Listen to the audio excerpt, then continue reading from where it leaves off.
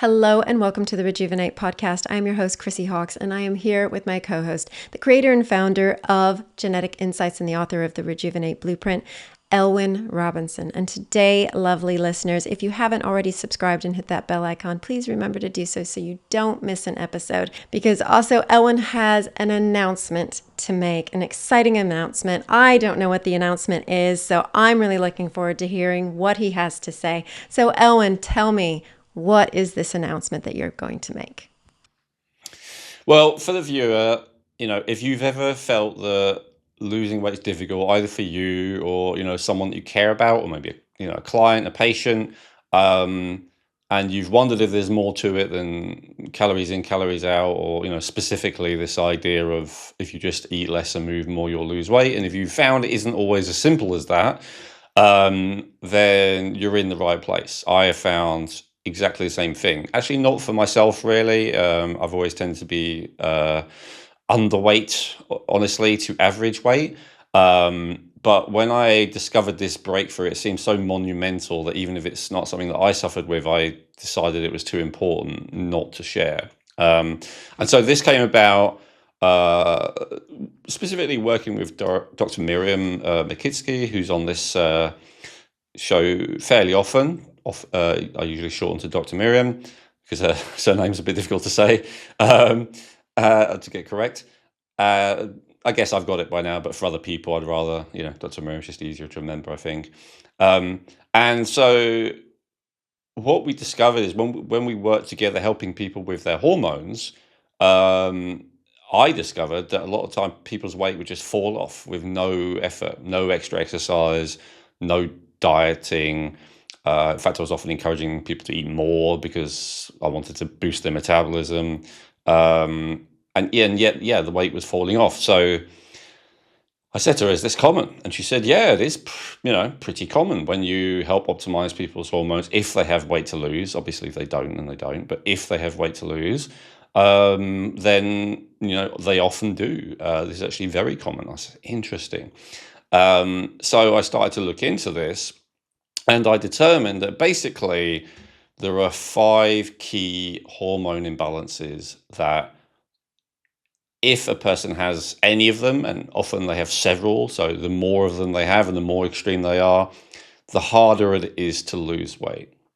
And so the big breakthrough for me, I guess, on this subject was learning properly about leptin resistance. So the story I have about this, actually, this was before this whole incident, really, with Dr. Miriam. This is like an early thing last year. Um, my wife, Hannah, was looking to lose a bit of weight. She had been doing really good during the summer. So this is about a year ago. Basically, she was living the promise of thyroid, which is when your thyroid is optimized, and she's a very consistent 37, 98.6 all the time, then you can basically eat whatever you want and not put on any weight. That's basically what she was doing. And she was, delighted, as you can probably imagine. But interestingly, come winter time, she found that was no longer the case. Her metabolism was still high, but now, like, she had to, like, she would put on weight if she would eat, like, whatever, however much. And she, she's one of those people genetically that, I'm not one of these people. Like, I feel full quite easily. She doesn't. There are plenty of people who don't. I think one of the many reasons why obesity is more common, of course, is because there's more food available. It's not the only thing, and it's not the main thing, because 100 years ago, like in the US specifically, there are studies done on this. The population there was on, 3 to 4,000 calories a day, depending on activity level, often with a lot of saturated fat and sugar, and yet the obesity rate was like 1%. So there is definitely more to it than the availability of food. And that's what we're going to talk about in this episode. But it is a factor, right? That in winter, maybe in the past, the food would be more scarce going back, a long time throughout our evolution, at least as hunter-gatherers. Anyway, So she was like, I want to try something. And I said, well, I hate Ozempic and these GLP-1 agonists, but I found out about another one called retatrutide. And I was like, so this works on the same mechanism as semaglutide, which is the real name of Wegovy and Ozempic-like brand names. But it also works with two other mechanisms. And the two other mechanisms are sensitizing insulin and boosting metabolism. And I was like, I'm not a fan of GLP-1 agonism, but the other two both sound like a good thing to me. So, okay, why don't you try a little bit of that? I say a little bit, like a low dose. And she did, and she found that it worked, that she lost a reasonable amount of weight on it. But it's, she had to eat less because obviously that's part of the mechanism of how it works. So it was not as enjoyable as the summer, where she could just eat whatever she want and not having to and not putting on any weight. So then I found out about leptin over the winter and its relationship with light as well. And I discovered that there are several reasons why in the summer it's easier to eat less and it's easier to not put on weight. And it makes sense if you think about it. There's this hibernation thing where when there's less light, like again, going back in nature, this is why I mentioned it earlier, you would expect there to be less food around. Obviously, if you live in the tropics, then that might not be the case. But in the tropics, there's also no winter. There's no less light. So when you're in an environment where there is less light, where there is a winter, then you would expect there to be less food around. And so you would expect downgrading of the metabolism, and you would expect like more of a holding on to food in the form of excess body weight as a kind of safety buffer for in case the food completely ran out. So this does kind of make sense. But so by what mechanism does that work? And so, as I said, I looked into it a lot and came across leptin. And I discovered that leptin is a really key part of that. And so along with insulin as well. So the body does get more insulin resistant during the winter months when there is less light, and it also gets more leptin resistant. But the leptin resistant one is actually the more relevant one for this particular conversation with my wife. And so I was like, I wonder if there are any supplements out there that can actually help with leptin resistance, rather than something like retatrutide, which, has to be injected and it's a research chemical. It's all not ideal. And, this was done with, under a doctor's supervision in our case. But that's difficult for a lot of people. So it's like, there's got to be a better, easier way where instead of forcing your stomach to feel full, which is what GLP-1 agonists do, you just feel satiated because of this hormone leptin, and like it's more easy to feel satiated when it's the peak of summer and it's very warm and there's a lot of light. And so I looked into it and I discovered, and we'll talk about these, it's not a big secret, I'm going to talk about these ingredients in this episode, but I'll get to them in a minute. And so I gave them to my wife to test, and she came and this was the other thing. With the retatrutide, what she noticed is her resting heart rate was high, which I guess is down to that metabolism boosting, but it just looked like stress to the Oura ring. Probably like it's like she just had a cup of coffee or some caffeine that's just kept that heart rate high. Yeah, except for caffeine goes up and then crashes. Goes down after a few hours, whereas you just said it kept it high, right? Because the effects last for about a week. Exactly. So she wasn't sleeping as well, according to the Oura ring.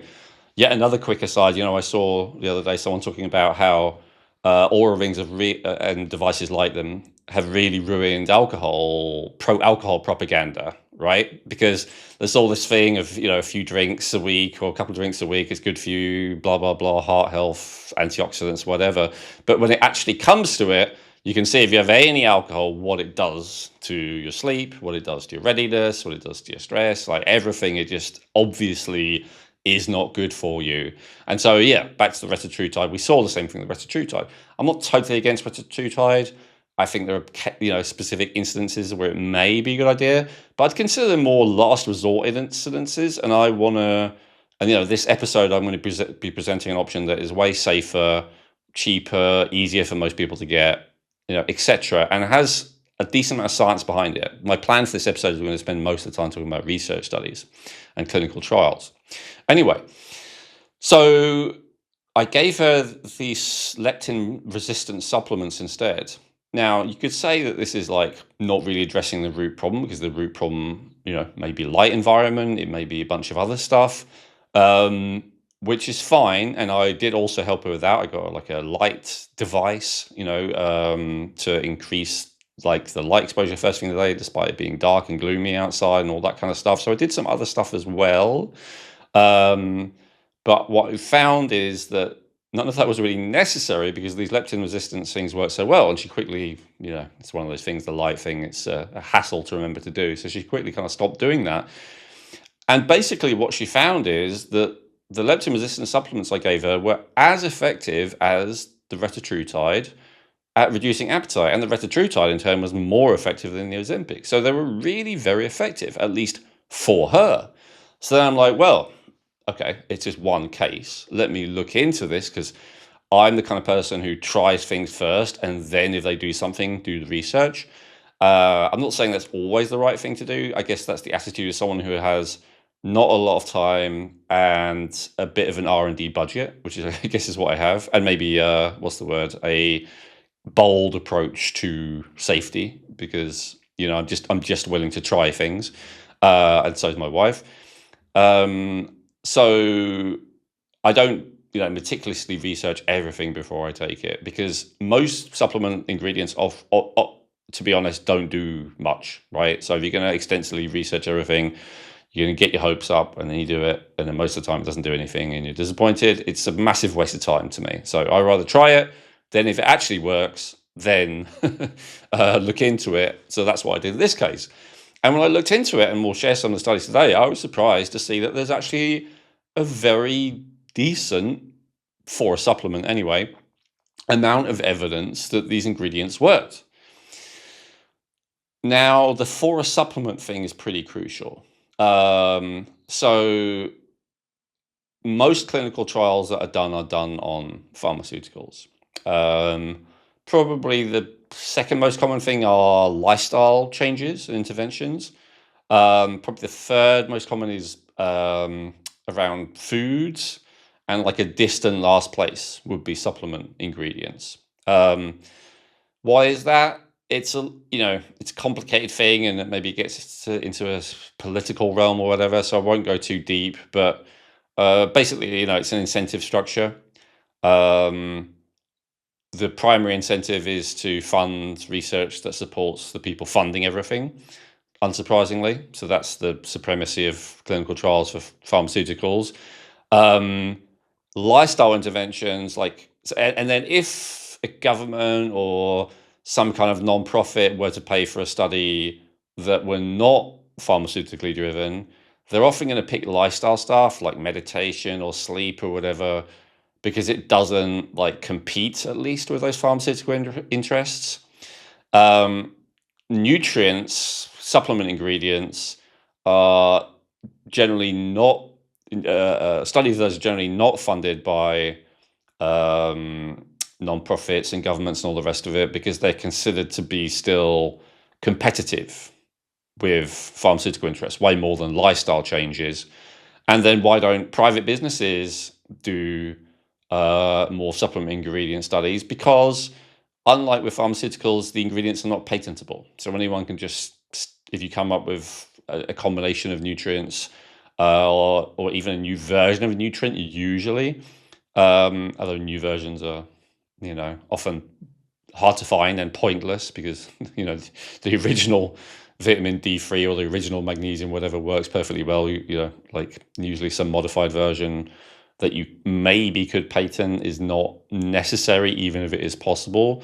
So basically, it's really hard to make money with paying for a clinical trial with supplement ingredients. And clinical trials are generally, traditionally expensive. We're talking definitely hundreds of thousands of dollars as an absolute minimum, normally millions, and sometimes, if they're very expensive, even billions. So that's outside the remit of most businesses. certainly on a product that they then can't patent and anyone can just completely steal. So that's the incentive structure that's currently in place. So there are not a huge amount of studies for clinical trials. So when I say, I found a few studies that show the ingredient is, effective, it means something to me because it means that someone has bothered, despite everything I just said, to do that study, and they've actually found it to be effective. I think sometimes maybe it's funded by like a specific government that grows a lot of the ingredient as an agricultural product. I think maybe that's the case. So that could be a reason why ingredient studies are paid for anyway. There are a few private companies who pay for stuff anyway. And this is the big announcement that I wanted to make. So I have developed this system called the Hormetics Weight Optimization System, along with Dr. Miriam. And we'll do an episode where we also announce it. I'm not sure if that will come before or after this episode. We're going to have to see. So I may have already announced it, but I'm going to announce it again. And who knows, you may not have watched that episode, even if it did come before this one. So I'm going to announce it again. So the Hormetics Weight Optimization System, why Hormetics? A friend of mine came up with it. I like it as a combination of hormones, metabolism, genetics, which I think is pretty cool. And basically what it's going to do, and I say it's going to, I'm announcing it before it's ready, we're kind of crowdsourcing this a little bit, is that it's going to help people identify which of the 5, and it may be several, of the 5 hormonal imbalances are preventing them from being the optimal weight, hence weight optimization. And an optimal body composition as well, right? Maybe your weight is already perfect, but you'd like a little bit more muscle, a little bit less fat, whatever. So within that, there's 5, fundamental hormone imbalances: leptin resistance, insulin resistance, cortisol dominance, estrogen dominance, and then low metabolism, which is usually related to thyroid. Although we're going to talk about metabolism because thyroid is so controversial in our marketing, but really it's mainly a hormonal imbalance of the thyroid, but it's the low metabolism type. So each of those is a type. And you may be none of them, you may be all of them, but often there'll be 1 or 2 things specifically that are driving your inability to lose weight or inability to lose more weight. Often there's the situation when people lose a certain amount of weight and then they plateau. What I would say is that this is the most effective, this system, this approach is the most effective for people who need to lose maybe 20 to 40 pounds. If you're already, if you're only 5 pounds maybe overweight by your standard, it's really a judgment call if you're actually overweight at all, because your body may be wanting to hold on to a little bit of fat for one reason or another. If you're 200 pounds overweight, I think this is still relevant, but we can't claim that this is all there is to it. That's a severe issue by that point. But there is a very substantial amount of people to whom about 20 to 40 pounds, maybe a little bit more, is the amount that they want to lose. Maybe the amount that the doctors told them they would be better off losing, and losing that will make a big difference to their health. Because I haven't talked about this because I hope it's obvious to anyone listening to this, but obviously being overweight by that degree shows significant bad effects on every scale, pretty much, of how long you live and your risk of all kinds of different diseases. So that's why this is important to me. The mission of this podcast is to help to end the chronic health epidemic. Well, being overweight or obese is one of the most obvious early warning signs of chronic disease, and a susceptibility and a risk of chronic disease. And so that's what we're working on right now with this project. Genetic Insights provides cutting-edge, affordable DNA testing, giving you access to over 500 health reports that can help you in 3 key ways. They may be able to resolve your existing health challenges even when nothing else has worked. Using simple lifestyle changes, their reports can help you reduce your risk of developing future health challenges that you may be genetically predisposed to. And they can help you feel more confident in your health by showing you where you are genetically strong. Unlike most other genetic health testing companies, Genetic Insights tests over 83 million different variations in your genes, guaranteeing 99.7% accuracy across all of their DNA reports. They cover almost every aspect of health, including digestive issues, cardiovascular health, weight loss, hormonal and blood sugar balance, as well as nutrient needs, allergies and intolerances, and so much more. Using their system is quick and easy, and reading the reports is simple. If you've done an Ancestry DNA test, you can simply download your raw DNA data, upload it to the Genetic Insights platform, and within a few hours you will have access to genetic reports which give you a risk score for each specific issue and scientifically validated recommendations based on your individual genetic profile. Everything in your reports are based on scientific studies, and there are citation links throughout every report. If you are serious about optimizing your health and wellness and feeling great, then getting access to your Genetic Insights reports may be the most important health investment you will ever make. In the reports, not only will you gain insights into how to overcome existing health challenges and avoid future issues, you'll also discover which types of dietary, lifestyle, and even supplement protocols are best for your unique genetics. To get your unique genetic health reports, go to geneticinsights.co and use code Rejuvenate to get 20% off today. That's geneticinsights.co using coupon code Rejuvenate to get 20% off today. Right, and so, okay, going over again, so it's the 5 hormones, so it's really trying to identify which one of these, or if not one, maybe a few that are out of balance. That's going to be the leptin, insulin, cortisol, estrogen, and your metabolism or your thyroid. So with these, do you want to get into how you're going to identify them, or what process individuals would have to go through to figure out which one is impacting them the most? Yes, I think it's something we talked about a bit in a previous episode, and I think in a future episode, we may do one or even several episodes where we go through that in detail, where we talk, like we'll guide people through the whole questionnaire. Maybe you'll ask me, why do you include that question? And what does that question mean? And all the rest of it. Like we'll go through it in real detail to help people identify it. And as I say, before long, maybe it'll be 3 to 6 months. Maybe it'll be less, but that's kind of what I'm thinking. There will be a proper online quiz system, which makes it really easy for you to do this self-assessment. But for now, I will give a shorthand. That's actually a thing I was going to do next, and then we'll start talking about. I haven't actually made the big announcement yet, because I think I've already announced elements of this. The big announcement, the one that you don't know yet, is still coming, Chrissy. But let me answer that question that you just made first. So, because that's a good one. So generally, if you say to people, all obesity is related to hormonal imbalance, or rooted in or caused by hormonal imbalance, it's a strong statement. And it's one that the average person maybe would laugh at, because they'd say that's ridiculous. The problem is just that people are eating too much. But then my counter question is, okay, but why? Why are people eating too much? I have the same thing. Like, remember I was speaking to a friend a couple of years ago, and they were talking about someone and saying, oh, they just don't want to exercise. They don't want to get off their butt and do something. And I'm like, I don't think you should treat that as a lack of discipline, because the desire to move is intrinsic to a healthy organism. If you have healthy young kids, just try and get them to, not sit still. Sit still or lie on the couch all day, whatever. Yeah. I mean, you can manage it these days, but usually you have to use a very powerful psychotropic device like an iPad or something to keep them still. But without like something flooding their brains with dopamine artificially, it's hard to stay still.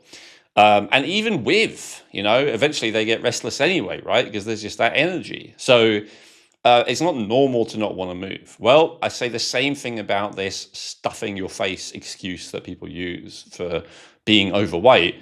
It's not normal to just eat and eat and eat until you are obese. That's not normal. It's a sign of a problem. And it's not, and the root of the problem is not the stomach emptying too quickly, which is why the GLP-1 agonists are fundamentally missing the mark to me.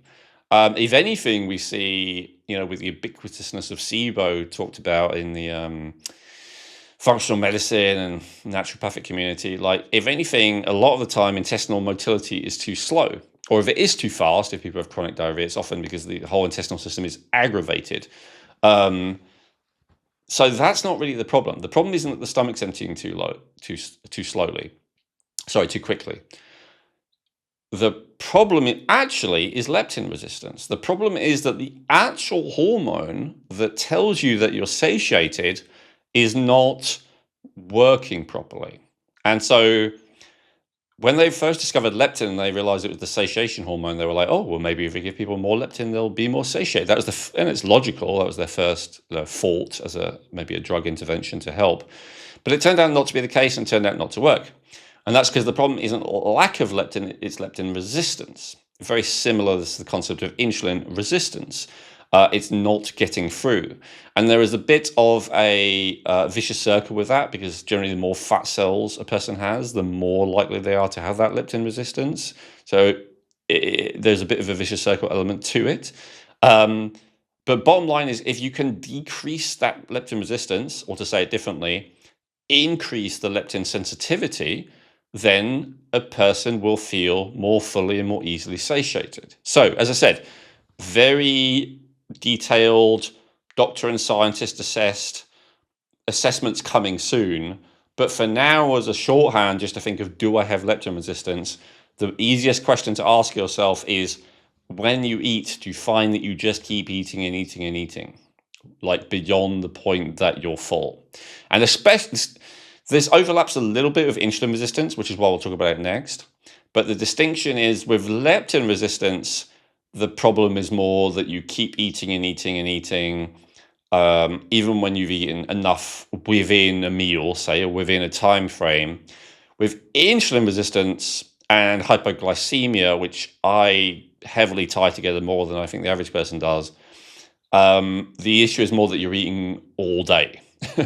But it may not be very much. You may be like, oh, I just have a little snack here, a little snack there, but it all adds up. It's because you're eating throughout the day, because your blood sugar, keeps being low initially. Eventually, with insulin resistance, obviously, it then leads to pre-diabetes where the blood sugar is high. But when you first get insulin resistance, the blood sugar is more unstable rather than high, and so you keep having like food cravings, sugar cravings specifically. So I guess that leads us nicely to insulin resistance. There are loads of signs of insulin resistance. There's a certain body type. There's all kinds of stuff. We'll talk about it in a future episode. But just a shorthand, for the sake of conversation here, would be sweet sugar cravings, or maybe other carb cravings, and like eating all day, as opposed to just for set meals. That would be a shorthand way of identifying insulin resistance to me. The next one would be cortisol dominance. So this is where a person is basically highly stressed. Often they are not as hungry in the morning. That's pretty common. They often are attracted to and use a lot of stimulants earlier in the day, and then they tend to eat a lot more later in the day. That's the classic kind of cortisol dominance pattern. So if you relate to that, then there is estrogen dominance. Estrogen dominance is not really related to an eating pattern. It's more like where your body accumulates fat. And for women, it's especially if you accumulate fat around the buttocks and thighs, like the lower part of your body. For men, it's more if you start having like female fat deposit patterns, like you start to get more breasts, again, more maybe big butt, more hips, that kind of thing, love handles to some degree as well, although there could be other things. That's more of the classic kind of body type. With estrogen dominance, it gets more complicated, but there's lots of hormonal issues, basically for men and for women. For women, it's all kinds of hormonal issues related to, PMT and menstrual issues and mood issues and all the rest of it. That's for women. For men, it's more what we identify often as low testosterone symptoms. So maybe again, emotional ups and downs and stuff like that, but low muscle mass, low confidence, those kind of things that are classically associated with low testosterone. And then lastly, low metabolism. We've talked about that a lot in this program. But I would say actually that desire to move is a big one, just as I said, the desire to eat and eat and eat and not, until well beyond what a normal Satiation. Yeah. yeah. Well, the point is that there is no satiation. So I was going to say well beyond the normal caloric requirements would be a sign of a problem. So a lack of desire to move, a lack of energy is a sign of a problem. So, feeling cold, dry skin, constipation, lack of energy, all that kind of stuff. Again, I've done, episodes talking about it a lot. In fact, I think I've done episodes on all of those. Yeah, you have. Yeah, so, that's just a primer to kind of jog your memory, but it's not what I just said there wasn't a diagnostic tool. I'm really presenting this episode more to people who already have identified that this is something that they're struggling with or likely struggling with, and then what can they actually do about it. And I've noticed in the comments there was a few, what do I actually do about it, which is a very obviously reasonable question. So here's the big announcement. We are actually going to be doing clinical trials on 5 different formulas, one for each of these hormonal imbalances. So we've come up with, Dr. Miriam and I have come up with 5 different formulas, one for each of the different hormonal imbalances. And if all goes according to the plan, and I guess it must have done if you're seeing this episode, we're very close now. You'll be able to go to feelyounger.net/hormetics, and you'll see, depending on what stage you're at, maybe one of our products or all the products that are currently available in the Hormetics range. And any of those Hormetics products, you can purchase them. And so we're not offering a discount of this. We're doing it a little bit differently for a reason why that'll become clear in a second. You will be able to purchase them, and then afterwards you'll be asked, would you like to participate in a clinical trial on this product? And my strong recommendation would be to click yes. First of all, because you can participate in a clinical trial, which hopefully will make history, which is coming up with the first. And I know someone's going to steal it eventually anyway. We don't care. We just want to get this out there. We just want to change the world. And hopefully, we'll have helped spread the word a lot before someone does. But whatever. We just want to prove that this works. Or we want to prove that it works. We want to test if it works. I guess that's it. I mean, there is substantial research that each of the individual ingredients works. The specific combinations, there is not proof yet. And I'm banking on, I believe that the combinations are going to be far more effective than the ingredients on their own. And so that's hopefully what we're going to see in these trials. So the reason no discount is because the person who runs the company who's running these trials for us, persuaded me that the way a lot of trials are done is unnatural, where you actually kind of, like in the pharmaceutical world, you kind of pay people to be the experimental guinea pigs. It's not the real world. Like the real world is, that people just buy products hoping that they work and then take them. So that's what we're looking to replicate. We're looking to replicate the real world, but we do want to incentivize it. So this hasn't been finalized, but there will be a substantial incentive, reward, whatever you want to call it, for participating in a clinical trial. So I don't know exactly what it will be, but it'll be something like, if you buy 1 bottle and you participate in the trial, you get 2 bottles free or something like that. So we're definitely not trying to be cheapskates here, but we just want to make sure that, we're trying to incentivize you to participate in the trial, but also participate in a fair way where you are really a stakeholder in wanting the product to work. Which is why we're not, giving away free bottles or anything. Well, no, but that also makes sense, because then you're actually parting with something of yours, so you're invested in it already. Instead of where if something's just given to you for free, sometimes like, well, I do it, I don't do it. It doesn't really matter because I didn't pay anything for it. Yeah, unfortunately, that's the case. So it works both ways though, because what you just said is absolutely true.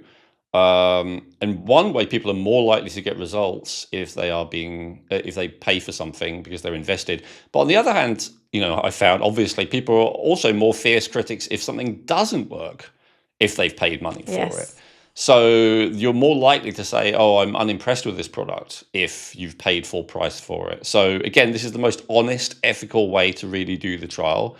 But we understand your time and energy is precious, so we do want to reward you. So hence, and I think, hopefully we'll be able to set this up technically, but hopefully it'll be like a voucher, maybe equivalent of 2 bottles if you buy one, but you can actually buy anything in the Hormetics or Feel Younger range. I think will be the way that we set it up. So even if you decided you didn't like the product, but you do want to get yourself some magnesium or some berberine or whatever else, you can get that instead. So, it's hopefully as rewarding as it possibly can be.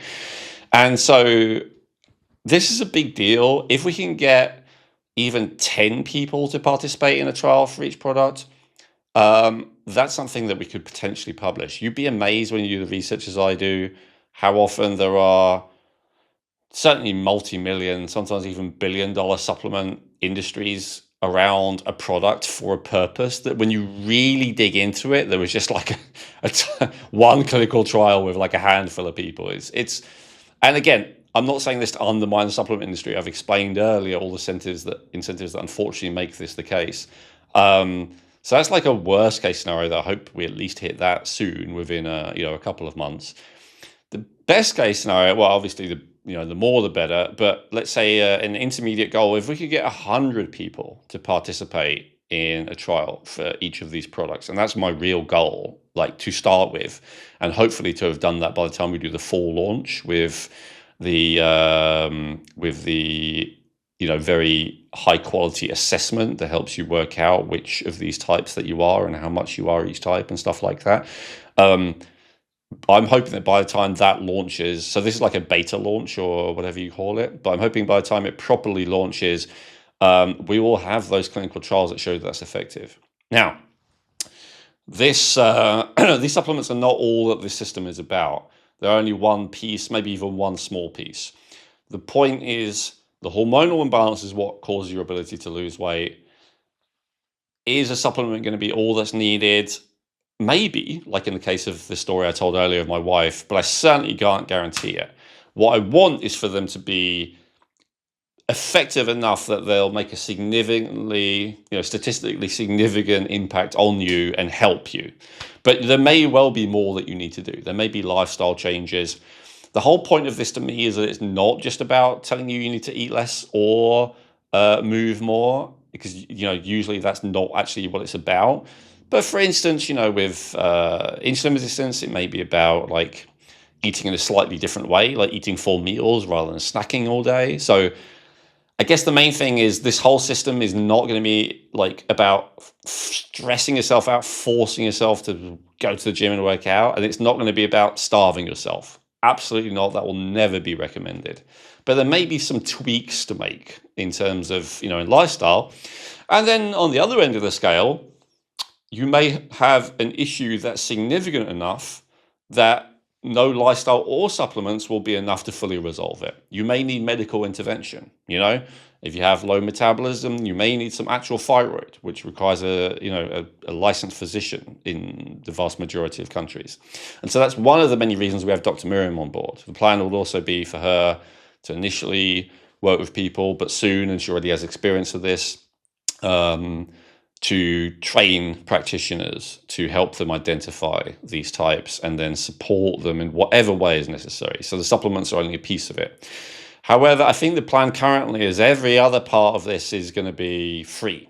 The assessment is going to be free. The supporting advice is going to be free. Everything else is going to be free. So the supplements will be the only thing I think that we're going to charge any money for. So we want to have that piece in place because unfortunately, we're not a non-profit. I mean, if you want to donate to this cause, feel free. But I've no experience of getting donations to a non-profit. That's not what I do.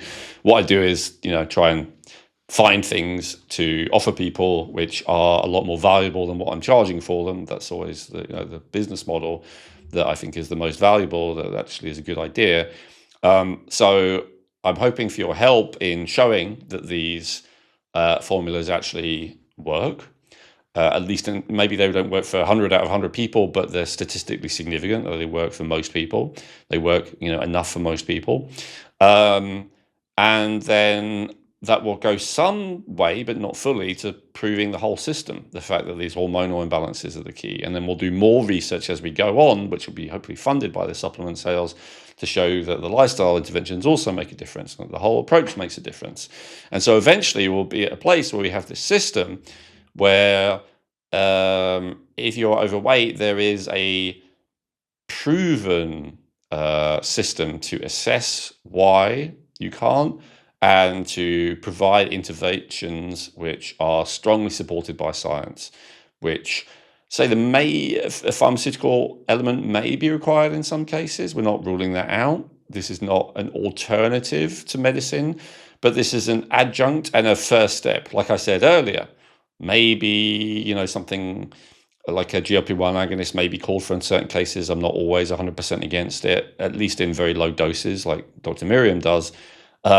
But let's start with a supplement that's way cheaper, easier to get, healthier, less side effects. Like let's do everything that we can first. And I suppose, the obvious criticism to that is, well, lifestyle changes, Elwin, is the first thing that people should be doing. Maybe technically true, but there's a couple of problems with that. First of all, when people are really struggling, often lifestyle changes are very difficult to do. People will be very critical about people who have the attitude of just give me a pill. But I think those are often people who are underestimating how much of a struggle to survive most people's life is. Is the thing that over 50% of people, live paycheck to paycheck. They can't pay for like $1,000 emergency if it goes up. They have nothing. They have no savings. They have nothing.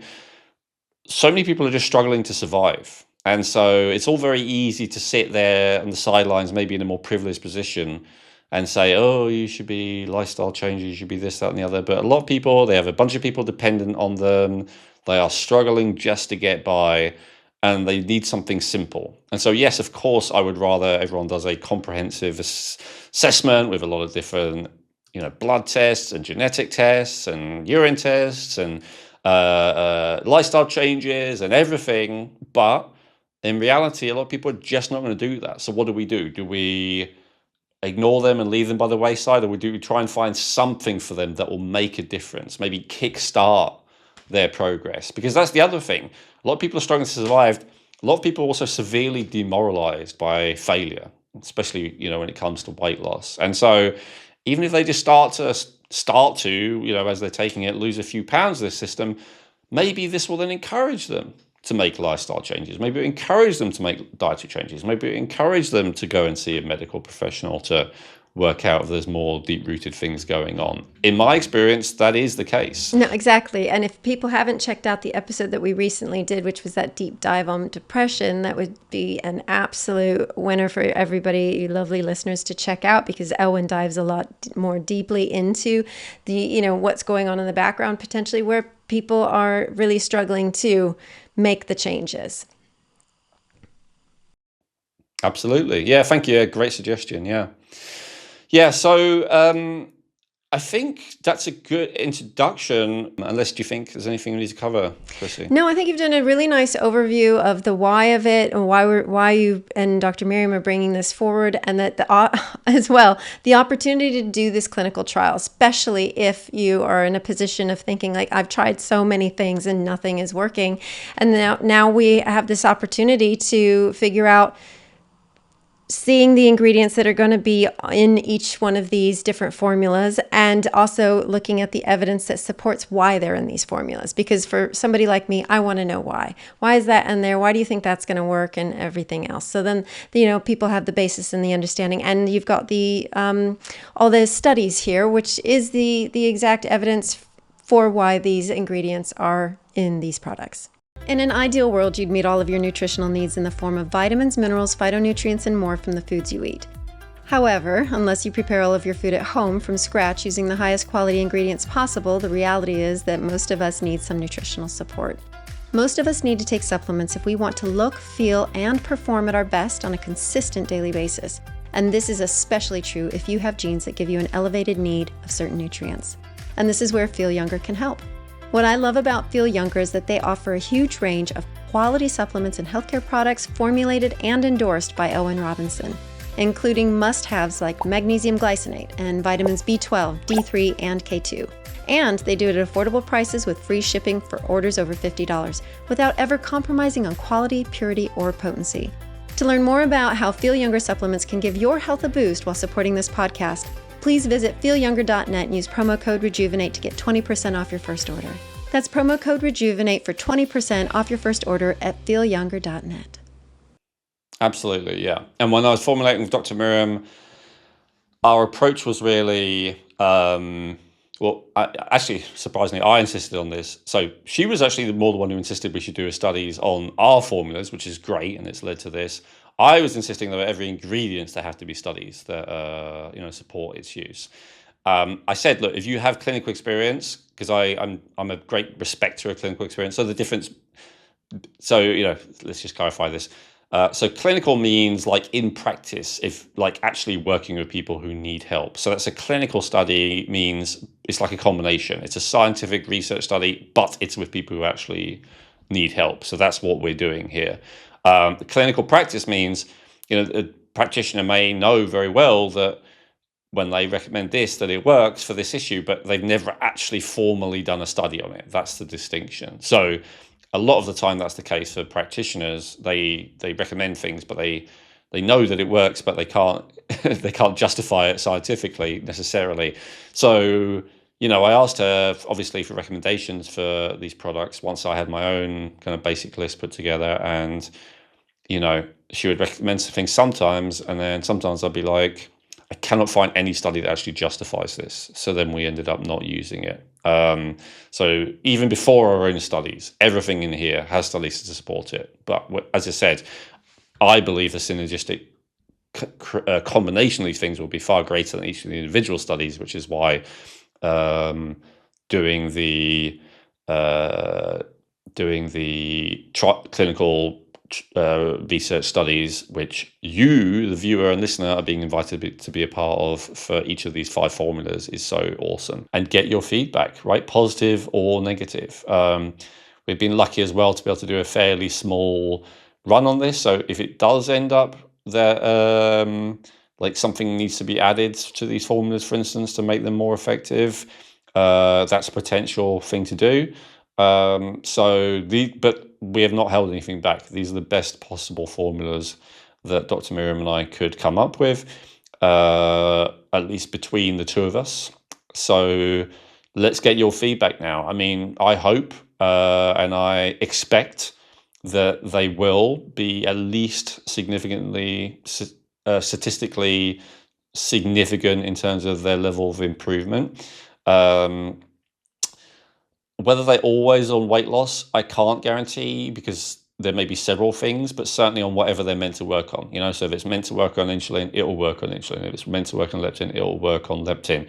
And as you start doing, like having all the formulas related to all the things that are an issue for you, then, the weight loss should be inevitable, as it generally is. As I said, once you start optimizing the hormones and once it works, then like losing weight just becomes, as easy as it should be if you're genuinely healthy.